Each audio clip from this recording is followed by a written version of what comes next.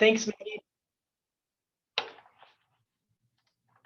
Thank you, Maddie. Yeah, and don't feel pressured to share your video. Do if you want to, don't if you don't want to. I do want this to be as interactive as it can be, so I'm going to talk at you for just a little short here to give you some good tips, a little short amount of time here, but then please use the chat box and or unmute yourself and interrupt me. Before I was in finance, I'll get to quickly my path here. I was a middle school teacher at one point, so if you interrupt me, I can handle it, and I've been there before. I love to work on interruptions. I want to make sure I'm looking at the chat box if there haven't been any. I think we're all right. I got everything up. We should be good to go. Okay. So how I got here and why you're talking to a music alum about finance stuff is I definitely pursued my music degree. I pursued graduate studies in music. I was a K through 12 music teacher. I alluded to teaching middle school earlier.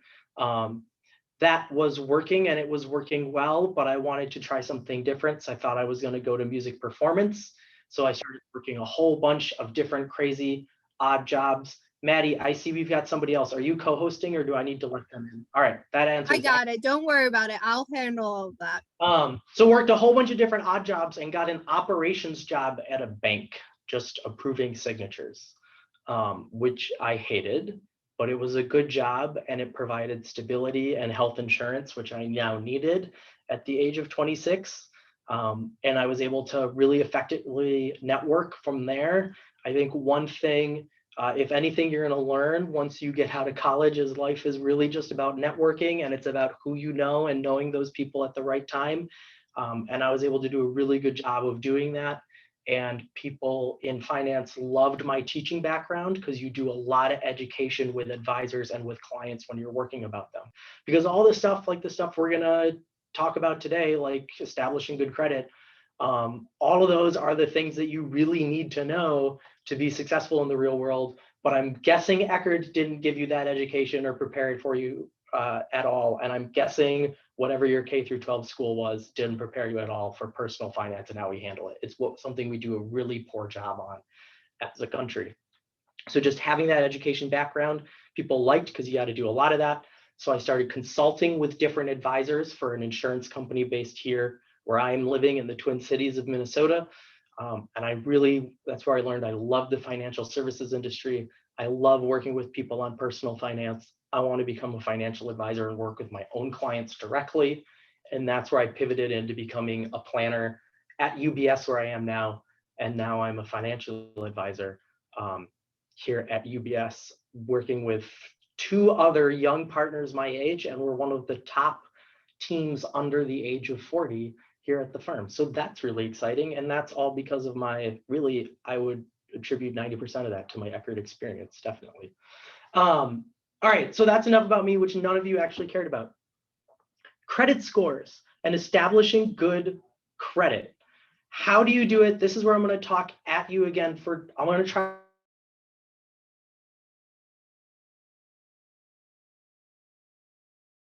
keep it to like to know, and then I want to try to make it more interactive. Please send me questions and comments. What I will tell you about establishing good credit is that really it's very simple, and it's spend money, spend it often, less than you make. That's too easy, but that's really the best rule for establishing and maintaining good credit. The details of that and what I really mean by that is establishing good credit can be tough when you're coming out of college because you don't have much money to spend and you've not been around that long. So you haven't shown, if you're graduating with debt, you haven't shown that you can pay debt off, and that's how you make your credit score go up. Establishing good credit and strong credit in part means that you're using credit. The number one myth that I encounter, especially from young people regarding how do I handle credit, is I should keep debt as low as possible. I need to pay things off as quickly as possible, all of that. That is completely wrong. Establishing good credit or having a high credit score, none of that has to do with how much debt you have. What we're trying to understand when we look at somebody's credit score, or when we talk about someone's really a credit genius, they manage their balance sheet well. What we're saying is they know how to manage their liabilities and their personal finances. We're not saying they don't have them. Take buying a house or take your Eckerd education. They aren't going to happen without liabilities. We are a debt financed economy in the US, so you need debt to start climbing those rungs of the ladder. So know how to spend money, know what you're bringing in, know how to spend it wisely, not too much of it, but there has to be that strong spending component there. The other piece on credit, there's a lot of really simple things you can do. One is you should definitely have a credit card. You should also only have one or two of them. There's no reason to be hunting around for 5, 6, 7, 8 credit cards. Because look at every time you open up a credit card or go open up a student loan, or well, not all student loans, but some student loans, or go for a mortgage, anytime you apply for credit, you're going to get dinged. Because if you need to apply for credit, what we're assuming as bankers is that you need to spend money that you don't have. Well, it's kind of a catch-22 because, again, I'm in college, I just graduated, I haven't had a chance to earn money yet. But if you're really great with your finances, right, you shouldn't be spending money you don't have. So you need to access credit to accrue good credit, but every time you ask to access good credit, you might get dinged for it. So that's why have one or two credit cards that you manage well, have one that is your regular card, have a second one that you can use if there's a big emergency or if the other one fails for some reason, but don't have any more. Don't go to websites like the Points Guy and try to figure out how am I going to best score my way to my next lifestyle spending, because that's always going to be a way to get stuck in a downward spiral of credit. You really want to be able to manage things, keep things on your balance sheet, work with a finite amount of advisors, work with a finite amount of institutions so you know where everything is and you're not opening yourself up to certain security risks. And keep that circle pretty close. Once you've done that though, once you have that credit open, always work to keep those credit lines as high as possible. That does not mean go spend to them. So if you've got a $5,000 credit line and you know you can live off about $1,000 a month, put all of it on that credit card, pay it off at the end of every month, and then re-up with the next month's expenses, right? But never go to that $5,000 limit, because the other big piece of managing healthy credit is getting approvals for credit lines, getting approvals for loans, a bank looking at you and saying, I think I can really trust this person with the debt, but never drawing on that debt. So when you go to buy your first home and you want from the mortgage underwriter to have a really good credit score, or when you go to start your first business and you want to know, you want to be able to show a good credit score to whichever bank's going to underwrite the loan for your business, the two biggest things that a young person can do to increase that variable of credit scores are have a couple of long-term relationships that you're starting now. So then in 5 or 6 years, it looks like you've been holding that credit for a long period of time and that you've managed it well, and then never go up to that limit.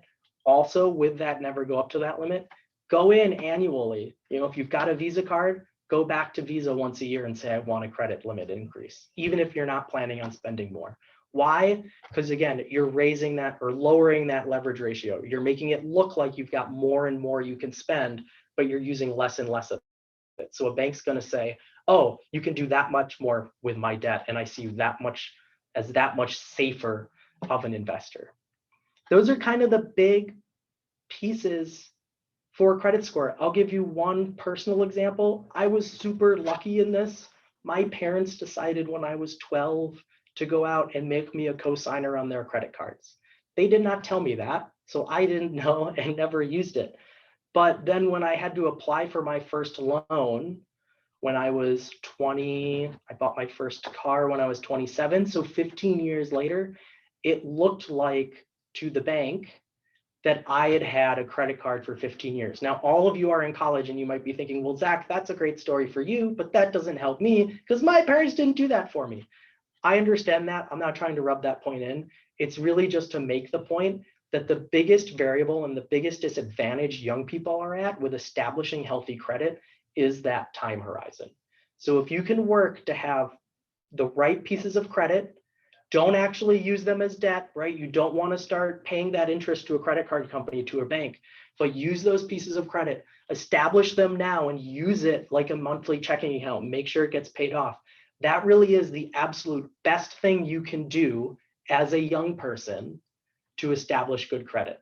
The next best thing is get your student loans paid off, because while student loans don't exactly apply to a credit score, or I should say, they can't go through bankruptcy like we think of. They're kind of odd. They don't go through the normal banking process that we think of as a lot of other loans. Banks will still see that you paid those student loans back, and that will improve your credit score. It will improve you as a credit risk to any bank that you ever work in. Also, since all other debts, we never like to think about it, but in an absolute crisis, all other debts can be retired and forgiven, except student loans can't. So if you have student loans, a penny saved is a penny earned. A penny paid to your student loans in advance is really a penny saved. I really like getting people's student loans debt retired as quickly as possible, simply because of that. And again, if you're young, that's really going to improve your credit. So those are kind of my 3 big tips. Get credit, get it early and maintain it well, regularly increase that credit limit, and then always try, when you've got loans here and there, if you're managing a thin balance sheet, if you can get them paid off a little early, that's always really going to balloon that credit score. I'll tell you, again, my own credit journey, when I went to get my first loan because of, and normally people don't share this, right? But when I went to get that first car loan, because of having 15, 20 years of credit history prior, that had put me as an 806 as a credit rating, which is phenomenal. I think now I'm at 775, because since then I've become a dad and I had to get a mortgage and I had to get a second car, right? And now I've got all this debt. So you can see how go out and asking for money, even though I've always been good at paying all this off, and I've got way better income than I did 5 years ago. I've got a much healthier balance sheet than I did 5 years ago. My credit score is actually down because I've used up my credit more.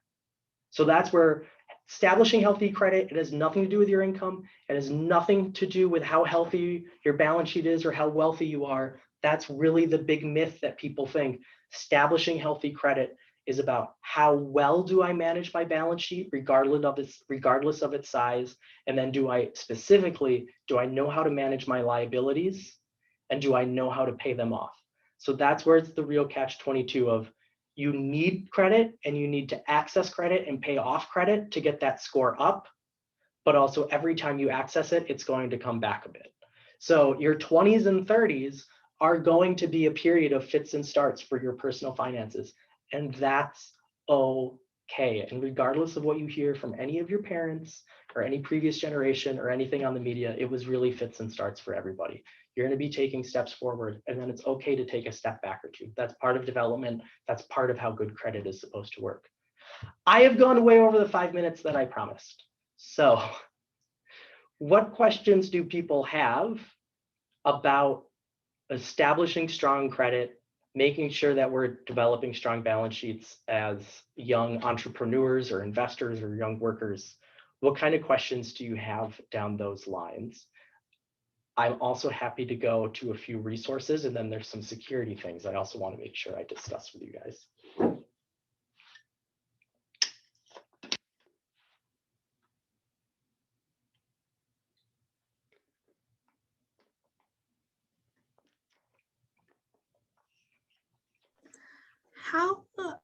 Okay, do you have a timeline of how, say with Eckerd, I have about $110,000 of student debt, worst financial decision I hope to ever make. How long of a timeline do you think I should take to pay that off? I know you said as soon as possible, but realistically, how long? Well, Morgan, that's an awesome question first, and thank you for sharing that with me, because I already know, I work with people and I work with money. I know when you say $110,000 in debt, the kind of psychological stress that can create, and just kind of it kind of feels like you just started getting a physical in front of everybody. So I admire the courage that it takes to say all that. It's an awesome question. Good for you. when I say pay it off as soon as possible. So first, I'm not going to answer the question directly because I can't. The reason I can't, Morgan, is because $110,000 in debt. I don't know you. I don't know what the rest of your balance sheet looks like. I don't know what your job's going to be. $110,000 in debt. I work with doctors that they're like, I would have loved to have graduated with $110,000 in debt, right? I mean, I work with people that they get out of medical school and they're going to have $500,000 to $750,000 in debt, $750,000, which is crazy. So it really depends on what's your field, kind of what you expect to make, which I'm going to ask you those questions directly. But first, Morgan, what I would tell you as a general rule of thumb, like what I tell people on pay it off quickly. This is where I start to see this. Because what happens is in Morgan, in 10 or 15 years, you try to find somebody like me who can help you with all this stuff. And you say, yeah, I've just been trying to get my my student debt, that I just pay the minimum on that, but I'm trying to get my mortgage paid off really quick or something like that. And that's where I come to say, no, let's get rid of the student debt first. That's actually the bad debt here. That's debt that we want to try to retire as soon as possible. What I don't mean by that, and the pressure I don't want you to feel, is that you have to work twice as hard because you've got $110,000 in debt. And I talked to Zach. He was a nice guy. The college says he's an expert. He said I have to pay it off as fast as possible. No. Pay it off. When you get that first paycheck, figure out what is the disciplined amount. It's got to at least be the minimum according to the loan provider, right? But then what's the minimum amount that I can apply towards that debt on a monthly basis? If it's $25 a month, Morgan, then it's $25 a month. That's fine. You just graduated college. Nobody's expecting all this money right away. As you earn more, start to increase it a little bit and make that a piece of debt that you prioritize versus other pieces that you might accrue. Does that answer the question? And I can't say how quickly you should pay it off, because Morgan, if you're all of a sudden going to be making $500,000 a year, give me a call. Let's get that thing paid off within the next 2 or 3 years, right?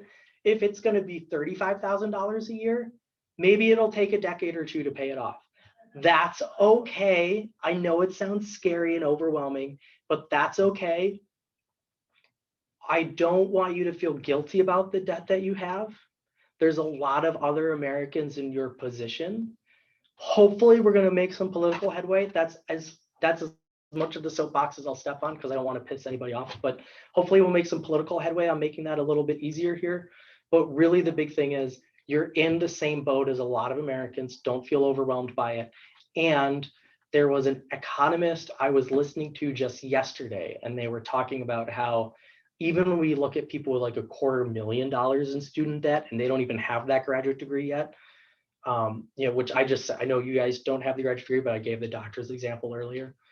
People with $250,000 in student debt, no graduate degree, that's still just the college degree is a much, much, much stronger indicator of both personal satisfaction throughout life and financial success than any amount of student debt is. And that's true for your generation as much as it is for mine or the ones before us. So Morgan, does all of that help? Was that the answer you were looking for? Did that answer the question you were asking? I know I didn't give you a direct timeline. No, that did answer my question. Thank you. Good. And don't feel bad about it. And don't ever let anybody beat you up about it. We are a debt financed economy. We need that to get through, and the education will be far more important than the debt. I promise you. Any other questions I can answer right now?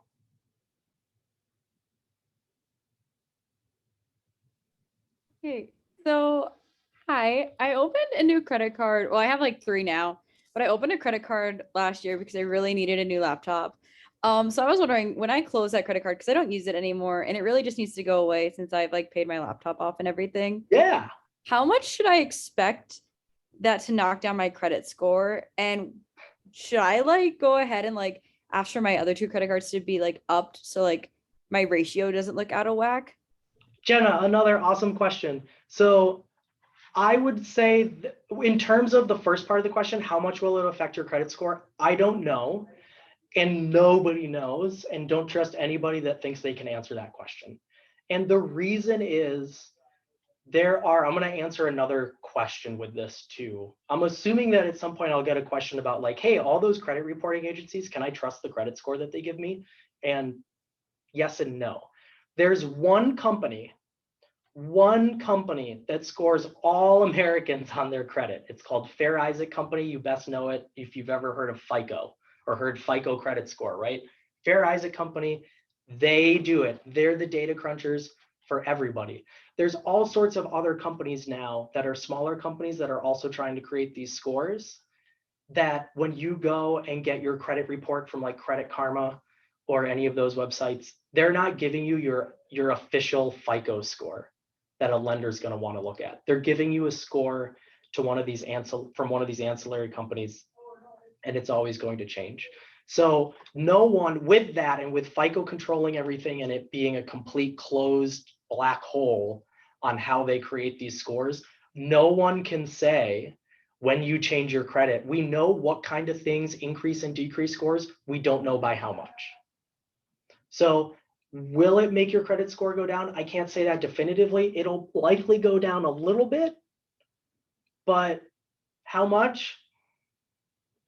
No idea. Would it make sense to increase your other credit lines? Absolutely. Like that's where I'd go back to what I said earlier. Increasing your credit line has nothing to do with how much you're going to spend. It's how much you're approved for. And you always want your approval limit to be as high as possible, even if you're never going to spend there, because it lowers that leverage ratio. So definitely increase the piece on the limit on those other two. Regarding retiring the third credit card, is there a fee attached to it, or can you continue to carry it for free? There is no fee to attach to it. It's just kind of just sitting there. Okay, what I would tell you on the third one, my thing on 2 credit cards, that's me in my life. I don't like to have more than 2 credit cards because life is more complicated and Zach is a very disorganized person. You are increasing the amount of identity theft risk every time you open a credit line. So there's also that, right? The more companies that I'm doing business with and have my information, the more portals I'm creating that a hacker can get into. So that's something to be aware of. However, now that you've already have it, they've already got your information. And I would almost say if you're not ever going to use it, go like the freezer thing doesn't work because you guys are all in dorms, but like put it in the Rubbermaid that sits underneath the dorm bed that's only there, right? I know where it is if I ever need it, but otherwise I'm just going to call this credit card company. I'm going to ask them to increase the limit on that third card too and see if they'll do it. And now my limit's that much higher and I've got another card that's accruing years to make it look like I've been a credit holder longer. Is that making sense? Kind of like, yeah, it goes against my personal rule of I only like to have maybe 1 or 2 cards because you want to try to keep things simple and manageable. But if you've got the third one and it's paid off and it's free, it'll help your credit if you keep it and if you raise the limit on it. So there might be good reasons to do it, unless you're worried about either the security risk or maybe the temptation of spending too much money again. Okay, yeah, cool. Thank you. Any other questions?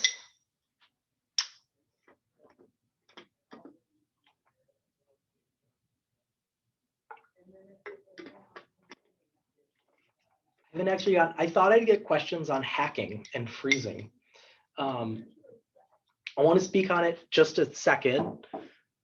There's already the piece I said earlier, like one reason I'm a believer in keep your relationships simple. If you have grandparents that were alive during the Great Depression, they've probably told you to keep your money at multiple banks, right? Because they grew up at a time where banks ran out of money. I was in college at a time when some banks ran out of money in 2008. Generally, there's this thing called the FDIC. There's also the SPIC. So if you're invested or saving anywhere, unless you're worth at least $250,000 of more, everything is fully insured by the American taxpayer. So that's where I say, it's kind of changed. Instead of diversifying your institutions, have things at one institutions, use one bank, use one or two or three, Jenna, I don't want you to feel bad about that, credit card companies. And the reason being, you are just limiting that risk. If you're fully insured by the American taxpayer, which our grandparents weren't in the 30s, those are New Deal programs, right? You're fully insured.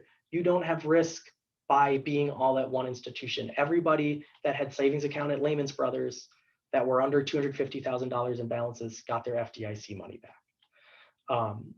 So know that, and know that every time, if I'm going to have a Visa credit card through Fidelity, there's a really cool Visa credit card where every time you spend money, the change relating from the transaction gets deposited in a Roth IRA. If I'm going to have that credit card, but then I'm also going to have my Delta Airlines American Express credit card, and I'm going to have another Visa credit card because I want my Amazon credit card, right? It's when you start doing all of that and chasing points that now, before you know it, I've got a relationship with 6, 7, 8 companies that a hacker could get into instead of just 2 or 3. Or it also, where I see it more likely happen, is even really successful people, especially really successful people, that's where it happens, because they lose track of things because they're too busy. And they forget that they opened that Best Buy credit card just because they wanted the really good deal and they were buying a new TV, but they forgot to set up automatic payments. And 2 years later, that $500 TV balance has grown to be a, $4,000 payment that's absolutely ruined their credit score, and they're worth $4 million. So that's where I say, you want to keep things manageable from the personal finance point. That is the biggest mistake I see people make. But then also from the hacking standpoint, every time I have a new relationship, that's one more portal that somebody can access. You can freeze your credit, which I mentioned, and that's a question I thought I'd get. If you freeze your credit, there's a small cost to doing it. You have to go to the 3 different credit reporting agencies separately to do it. I mentioned there's one company that creates the credit score, that's FICO. There's 3 different companies that report the credit score and report the data to FICO to get the credit score. Those are Equifax and Experian, which we've all heard of. The other one, why is it escaping me? Equifax, Experian, and I will get it. I mentioned Maddie, I'm going to include links to all 3 of these providers, but you go to those providers directly if you want to lock your credit. When you lock your credit or freeze your credit, no one can use your social security number or banking information to ever apply for credit in your name. That means you too. And that's why I like to talk to young people about it. If you're really afraid about fraud, you should go and freeze your credit score. However, if you are young and you freeze your credit score and then you apply for a loan a couple years later and you forgot your credit score was frozen, that loan will not go through. And when it doesn't go through, the bank is not going to say, hey, it looks like your credit score is frozen. Can you call them and unfreeze it for us and we'll get this done? That is not what's going to happen. It's going to end the whole transaction and you're going to have to start from scratch all over again. And sometimes that can be a really difficult and even expensive process to have to start over again. So know that the capability of freezing your credit is out there. You have to do it with the institutions directly. It costs you like $1 to $5 to freeze it. It costs you nothing not to freeze it. But if you're young and you think your credit situation might be changing on a regular basis, even though a lot of security experts are going to tell you to freeze your credit score, it might be better to actually leave it open. Also, if you freeze it at 2 places, this has happened to people I know. If you freeze it at 2 of the 3, then you've got 2 that are open and 1 that's closed. It's going to make it look like you have missing information on your credit score, and that can actually hurt your credit score. So you can hurt your credit score by freezing your credit score, thinking that you're really protecting yourself. But if you don't do the process in full, now you've created a black hole for the agencies. They think there's something funny going on there and they're going to penalize you for it. They don't know that it's just an error in the freezing that's causing it, right? These are reductive institutions and you are a number to them. So think that way when you're thinking of how do I game the system. We have a question in the chat box regarding student loans. Do you recommend paying off the highest interest loan first or the highest amount loan first? Always pay off the highest interest loan first. I have no idea where the highest amount loan came from. That's something I'm encountering more often. There's a great website called Nerd's Eye View. That's again one of the resources I want to collect and send you guys. It's written by a guy named Michael Kitces. Michael Kitces, who's a brilliant man, excuse me. He does basically what I do, but he's considered like the father of financial planning. One thing he likes to talk about is snowballing. Has anybody here heard of snowballing? You can do like the digital raise of hands or something. Doesn't look. One person's heard of, Morgan, you've heard of snowballing. Awesome. Snowballing is the idea that I'm going to look at all my debt. Doesn't matter if it's student loan, credit cards, mortgage. I'm going to look at all my debt. I'm going to put it all in one pool. I'm going to look at where the highest interest rate is. I'm going to schedule all my debt out. I'm going to list the highest interest rate at the top and the lowest interest rate at the bottom. I'm going to make the minimum payments on everything that's not number one on the list. So if I've got $300 a month that I can make towards debt payments and my minimum payments due are $250 a month, I'm going to pay the minimum on everything else, and the $50 extra is only going to go towards the highest interest rate loan. So you always pay the highest loan off first. Then once it's paid off, that excess and minimum payment that was attached to that loan gets snowballed into the next one.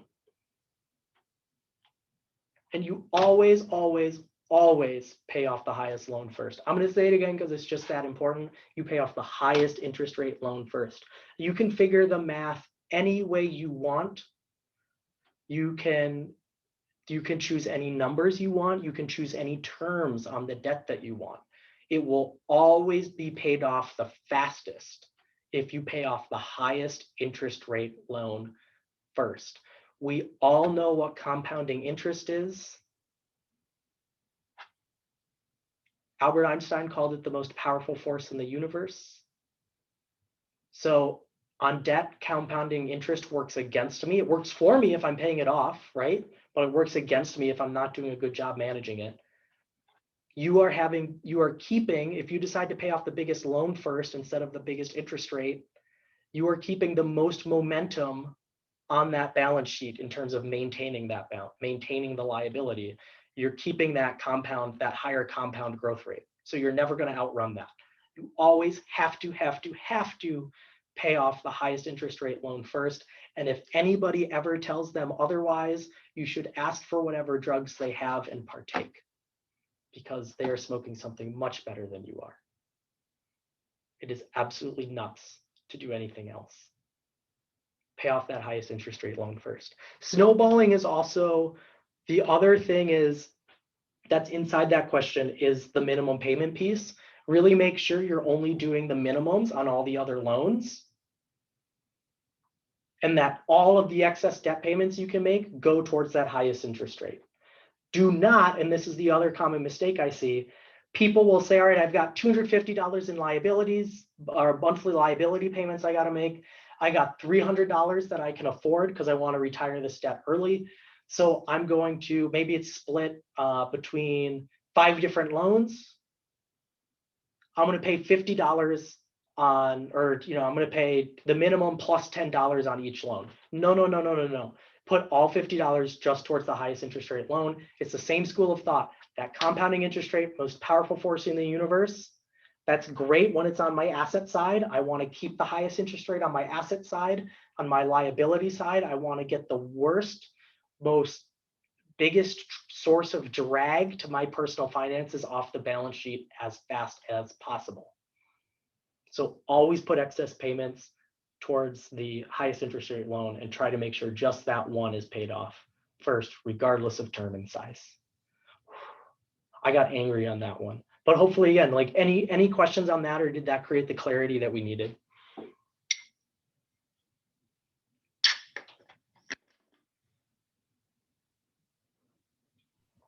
going to take that as good there. Something else, just to keep in the back of your mind, when you're all a little bit older and you're now, really maturing in your professional years, say, 10 years from now, and you're thinking about that house, you're going to start hearing other questions about, like, should I pay my mortgage down early? Again, start to learn the difference between good and bad liabilities. Student loans are bad liabilities because they don't get retired in bankruptcy, and we can't really ever do anything with them. They're great liabilities in terms of, like I said, you shouldn't feel guilty about them, and they're the biggest indicator for success. That college degree is the biggest indicator for success, regardless of the balance of your student loans. But your student loans, your car debt, your credit card debt, that's that bad debt column. Your mortgage debt, your business debt, that's usually lower interest rate debt, where you might make more money saving than by paying off the debt early. My example for that would be, a lot of people right now have mortgage rates where it's 3.25%. Well, if I can buy the S&P 500 and get 7% a year, you tell me which is more. And what would you rather be earning, 3.5% or 7%? Effectively, by paying off that mortgage early, I'm earning 3.5% per year. That's a money losing equation if I can deduct it on my taxes and get 7% somewhere else. So that's where, again, like, maintaining good credit, not only from the credit score, but maintaining that strong balance sheet, you're also going to get to a point where, as you start to get discretionary income, when you're out of Eckerd and you get that first job, and it's perfectly okay if it takes a couple of years, but now you've kind of got some security under you, you feel like you know where that discretionary income is going to be. Absolutely, if you have student loans or excess car debt, put some of that excess income towards higher than minimum debt payments, but also save some of it. Part of building good credit is also saving. It's not just paying off the debt, because if I build assets on a balance sheet, I can always lever against that asset, or I can use it to now not have to take as much of a loan from the bank, right? But one thing, especially young people, one mistake I see young people make out of college, really smart, hardworking young people want to get rid of all their debts as fast as possible. And they do it, and they do a great job of it. And then they're 30 years old and they still haven't made any progress on a down payment towards a home. So you can afford to have that debt. It helps your credit score. Remember, that's one of my big theses here. It actually helps your credit score to carry that debt for a term and manage it well. The longer you hold the liability that you make the minimum payment on, the more your credit score is going to go up. I know that's counterintuitive, but that is exactly how it works. The longer I hold a piece of loan and never miss a payment on it, the more secure I look as a financee, and the more a financer is going to want to give me money, right? Because think about it, what we're kind of answering there is the economic question of, I, as the bank, don't want you to pay off your debt early. I make a lot more money by you keeping your debt as long as possible. So we're answering that economic question, right? If the score is supposed to tell me as a bank that you're not a risk, which in the debt world really means I'm not going to make any money on you, I don't want to necessarily know that you're not a risk. I want to know that you're a very quantifiable, predictable risk. And that's what a credit score tells us. And that's how you want to manage your finances, as if you're a quantifiable, predictable person. So do a little bit of everything.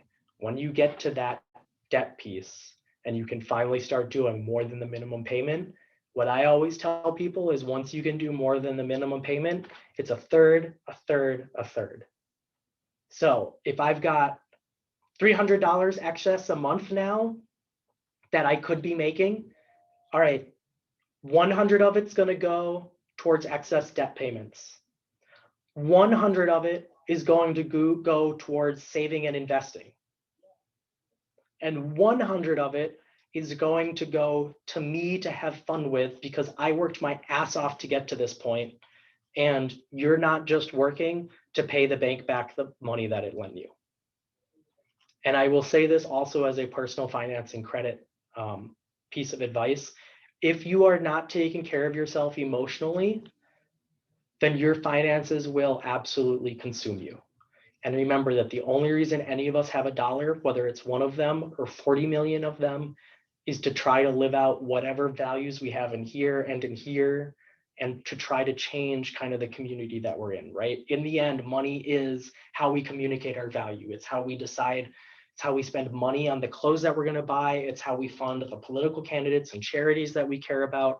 It's how we buy the car that we want. It's how we buy the food that we like. It's how we go out with friends. We live in a society where money is how we communicate value, for better or ill. So never feel, even if you've got a lot of student debt, or even if you're just getting started, never feel like all of it has to go back to Peter and Paul.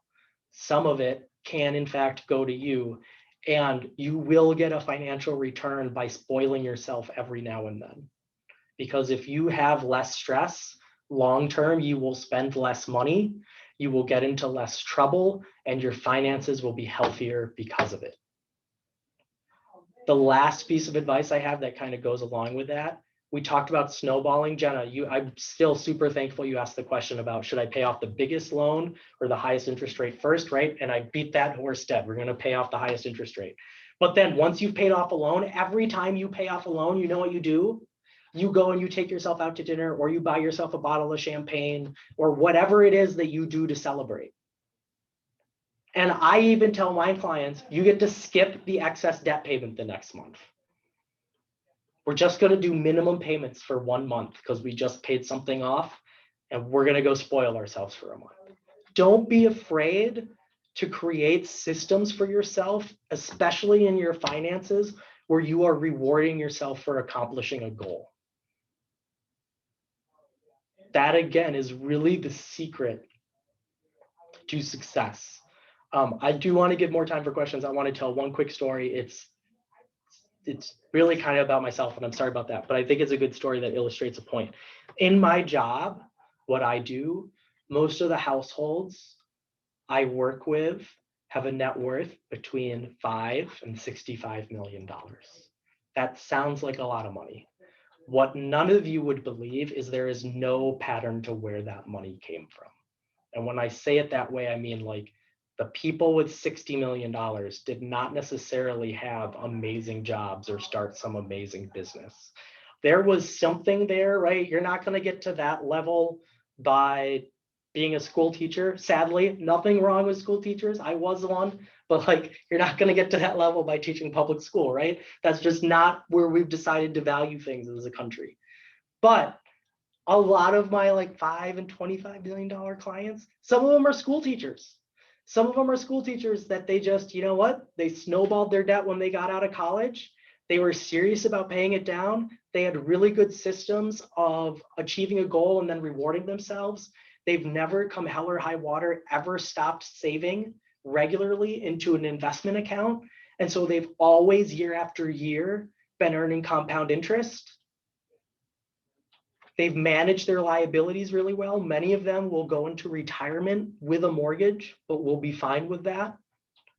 And it's all because they didn't inherit a bunch of money. They did not inherit millions of dollars. They didn't sell a business. They did not necessarily graduate. And I know one case specifically, he's my age, and it's an amazing story. When we first met them, they had negative net worth. But all they did is they snowballed their debt. And while they were snowballing it, they started to save monthly into an investment account. And they did those two things at the same time. And 15 years later, now they're worth $5 million. They both have good jobs. They do not have jobs like the couple I'm thinking of specifically. They're not jobs where they're not making $1 million a year. They're not professional athletes. They're not celebrities. This is not a science. This was something that, they work great jobs now, but they were less than 3 figures for much of their plan. And it was just being prudent and being really disciplined with terms of how they manage credit and how they manage their balance sheet, and never letting things get complicated, and always kind of doing a little bit of everything, saving a little bit, paying a little bit of excess debt down, and then treating themselves with some too. So I just think that's a powerful story to think about in terms of like, I know it sounds overwhelming. I know it seems like you're graduating Eckerd and you're a complete pauper and you're never going to get out from under this mess. You will and you can. It's really about keeping things simple and keeping things disciplined.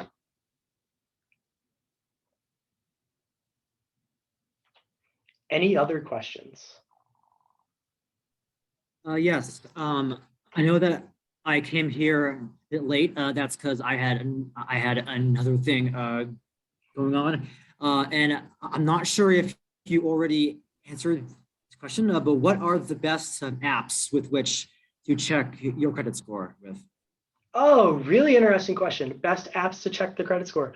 So Yes, that's 'cause where, I've seen countless ads for a whole bunch of them, and I'm like, what? yeah. So there's two parts to that question. I haven't been asked that yet. So I didn't talk about the best places to check it. I did mention that one place, remember guys, like way earlier, there's all these different places you can check it. It's not necessarily, and you should trust them, but it's not your official credit score. You'll be looking at it, it'll say, you've got a Connell, you've got a credit score of 745, and then you'll go to the car dealership to get the car and they'll say your FICO score is 760. It's not going to match perfectly because it's not FICO, the Fair Isaac credit score that all the banks and dealerships are going to want to use for you. That's really hard to get. And if anybody looks at it more than 2 or 3 times a year, they assume that they're looking at it because you're asking for debt and you're going to get penalized. So it's really important to try not to look at the FICO one. All these other ones, they're trying to guess how FICO creates the score. And they're close.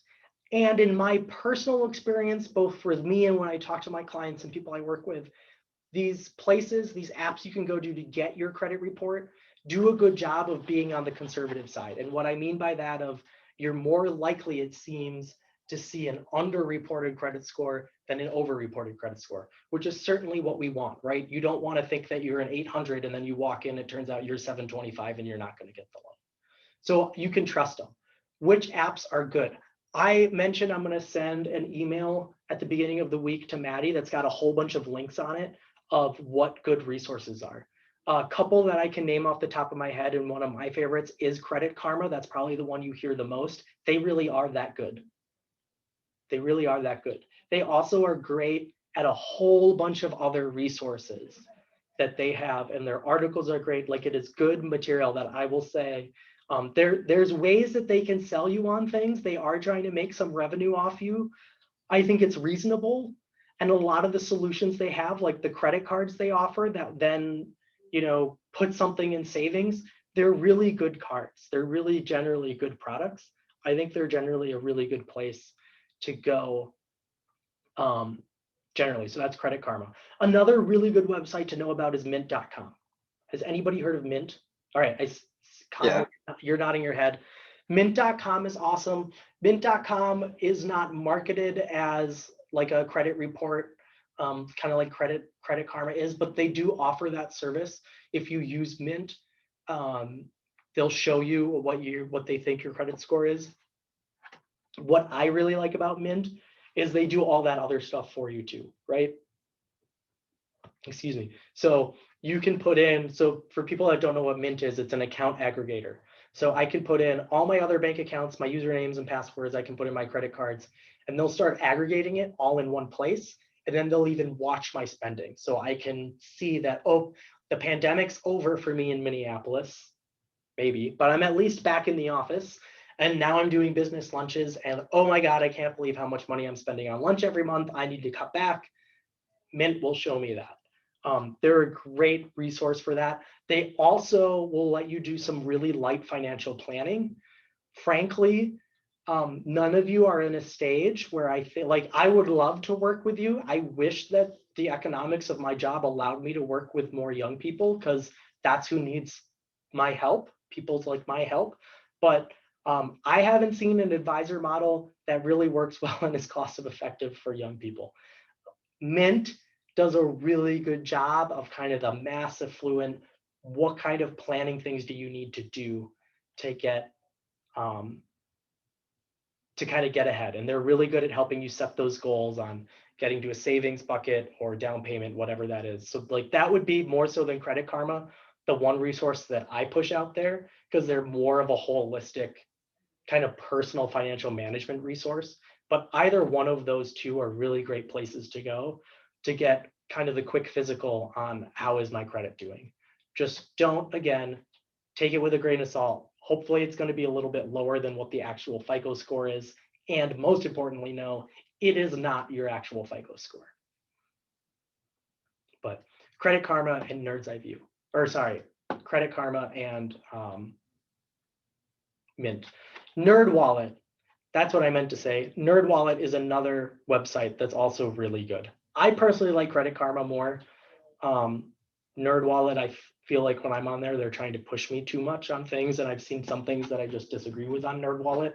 So I gravitate towards Credit Karma. The last thing, and Connell, I'll mention this for you. I know I mentioned it for everybody else, but Nerd's Eye View is another website. It's run by it's a blog by a guy named Michael Kitces. He does, if you guys go to Nerd's Eye View, it's going to be a lot more robust financial management kind of things, but he does some really good, he talks about snowballing there for paying off debt. He does a really good job kind of talking about credit. When you have your first good job and you're thinking of employer benefits, Nerd's Eye View is another really good website to know about, because they'll walk you through your 401k and what's the difference between traditional or Roth and how do you use that. All those other things that we talk about that matter in terms of creating a robust balance sheet and therefore having decent credit throughout your life. Nerd's Eye View is the place to go to really learn about that stuff in detail.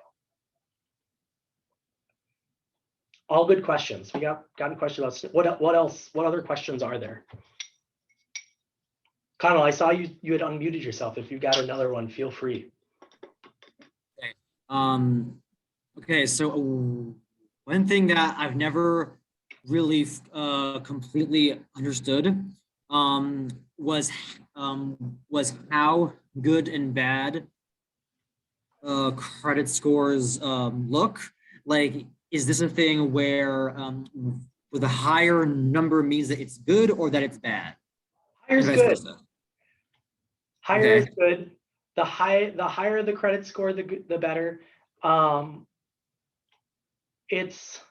don't remember if 850 or 900 is the maximum, but it's also one of those algorithms that's written in a way that it's really impossible to get the maximum score.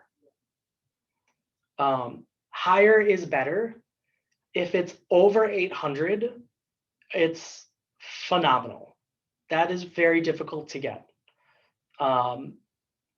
Where you really want to be, it's going to depend on every bank. Generally, what people say is like, if you're really healthy, you want to be between 760 and 790. I can double check this over the weekend. I believe the average is usually set kind of as a benchmark of about 750, 760. So that's where that number comes from, of like, if you're above 750, 760, then you're better than the average American. And that's really all that matters. While you want your credit, I think the natural next question is, well, what if I have a low credit score? What's that doing to me? It's pushing up your interest rate and also possibly just knocking you out of the running, right?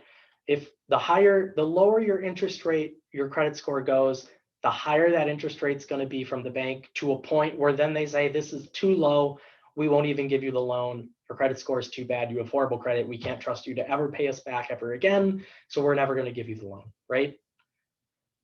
The reverse is also true to a point. That's where I talk to people, like, we were actually laughing in the office on my team before this call. We were comparing credit scores, which really you should never do. But we were doing that and we were laughing about it. None of us are over 800, if that makes anybody feel better, except for one person in this office that is over 800. He does not get any benefit for being over 800. So getting better credit helps you to a point, but there is a point at which the bank is no longer going to lower the interest rate. And that point happens really quickly. So once you're in that like 770, 780 range, it's going to depend based on the macroeconomic environment and also the bank that you're at. But really, once you're in that range, you're probably going to get the loan and you're going to get it just about at the lowest interest rate that they can possibly give you. If you can get your credit score higher, good for you. Give yourself a pat on the back, I guess. But you're not getting anything for it. But you are definitely going to penalize every point that it goes down.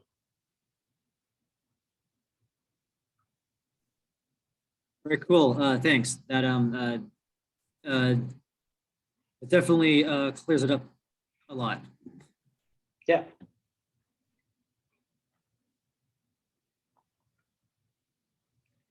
Anybody else? Any other questions? Any questions that aren't, well, you've got a personal finance guy that aren't necessarily credit related, but personal finance related?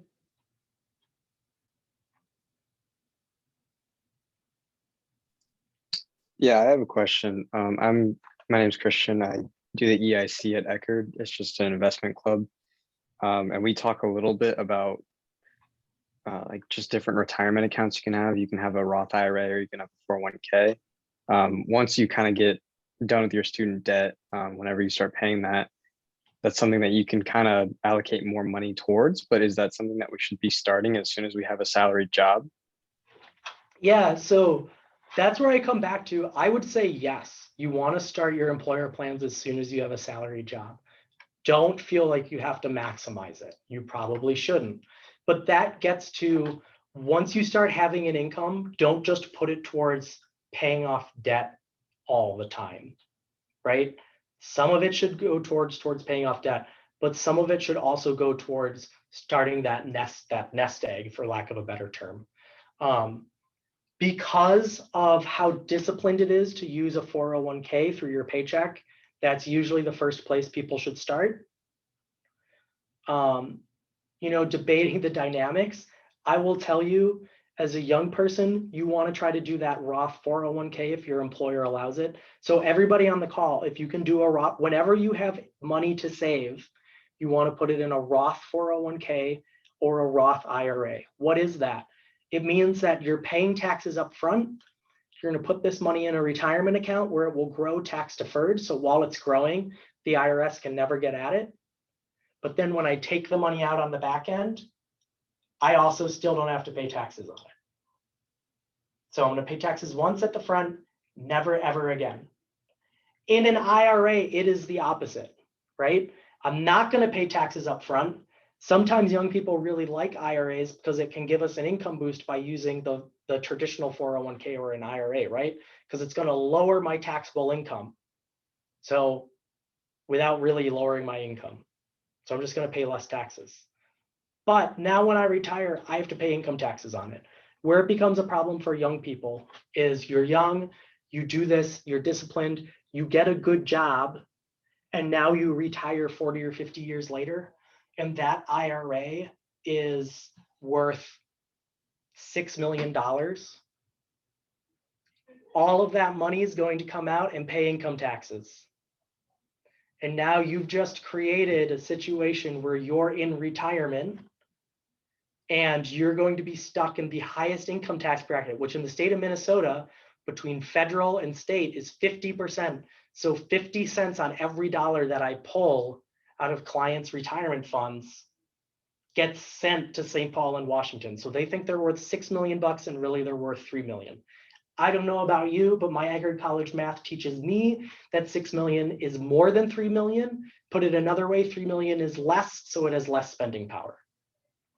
So your Roth IRA long-term will earn you much, much, much more money and protect you from the risk of in retirement wanting a lifestyle that you cannot afford because you have to pay deferred taxes that the government wants. So Roth all the time, and it's really not a debate. Right, because the Roth is what gives you the tax exemption. It's important. There's another thing that I wanted to ask a little bit more about because I know a little bit about it, and I just wanted some more clarification. I'm gonna interrupt quick, Maddie. I have time, and I'm happy to stay on if they want me. Awesome. I'm gonna stop the recording now. If you guys need to go, you can go. If not, Zachary and I will stay on the call. And you guys can ask any other questions. Sorry to interrupt, Christian. What was that?